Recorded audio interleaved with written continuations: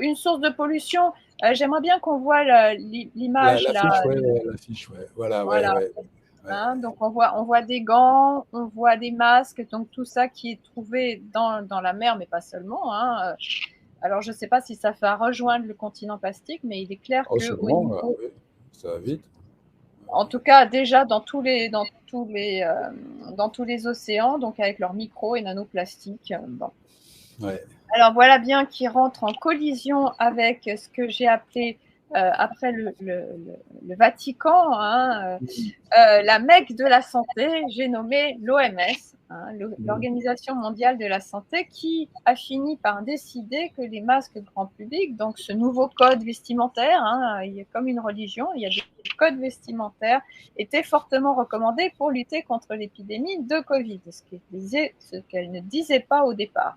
Alors l'OMS, là aussi, je prends appui sur Wikipédia, l'expert en lutte contre le complotisme.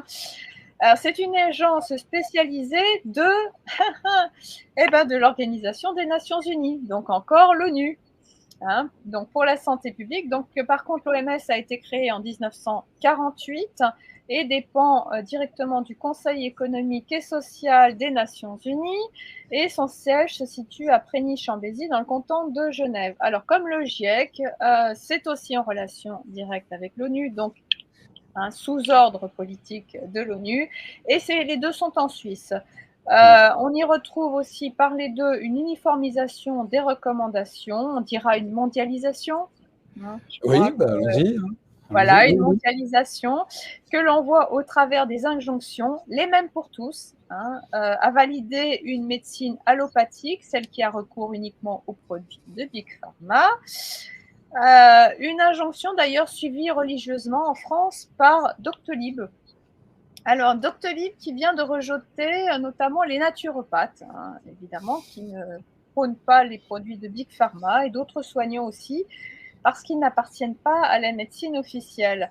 Quand pourtant, enfin en tout cas jusqu'à présent, il y avait quand même certains hôpitaux qui faisaient appel à une médecine alternative, notamment les coupeurs de feu, pour aider les personnes pour soulager les effets secondaires des personnes d'une chimiothérapie.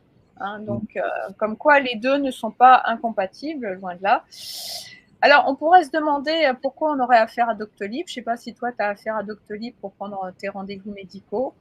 Oui, oui. Oui, on se fait avoir.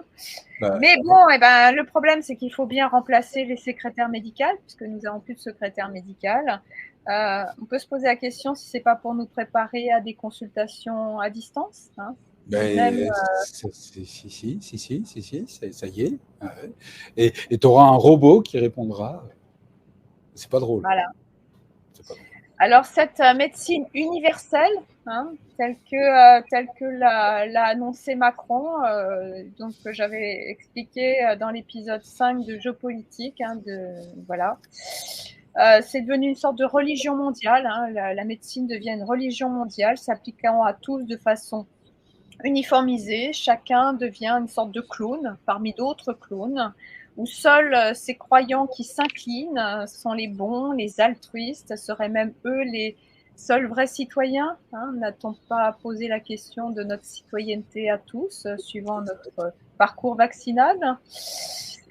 Voilà, qui sans doute va aussi dans le sens de l'actuel ministre de la Santé, j'ai nommé François Braun, qui doit beaucoup s'incliner lui aussi pour cette Il médecine doit avoir mal au dos. universelle. Il doit avoir mal au dos, en plus du masque qu'il s'impose à porter.